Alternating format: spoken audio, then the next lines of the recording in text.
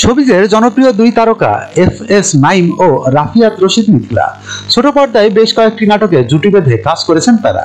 তবে এবার প্রথম বড় পর্দায় দেখা যাবে নাঈম মিথিলাকে। আসছে ভালোবাসা দিবসে ভক্তদের জন্য চমক নিয়ে আসছে এই জুটি। সিনেমাটির নাম জলে জলে তারা। এটি নির্মাণ করেছেন অরুণ চৌধুরী।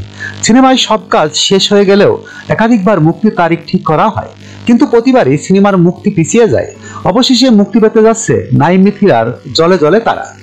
জানা গেছে 2020-21 অর্থ বছরে অনুদান পায় এই সিনেমাটি। 2021 সালের অক্টোবরে মানিকগঞ্জ করোনাকালীন সময়ে সিনেমার শুটিং শুরু হয়। মাত্র 3 সপ্তাহে শেষ হয় এর শুটিং। এবার ভালোবাসা দিবস উপলক্ষে জলে জলে তারা মুক্তি দেওয়ার সিদ্ধান্ত নিয়েছে অরুণ।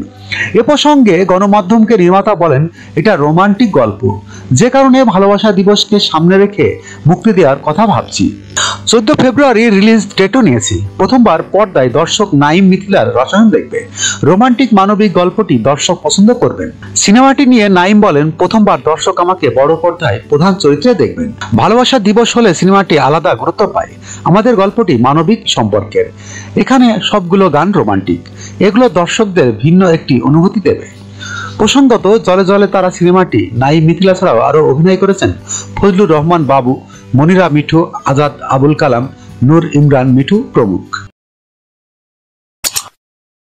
যখনকার খবর তখনই দেখতে চোখ রাখুন সুন 24 টিভিতে। চ্যানেলটি সাবস্ক্রাইব করুন।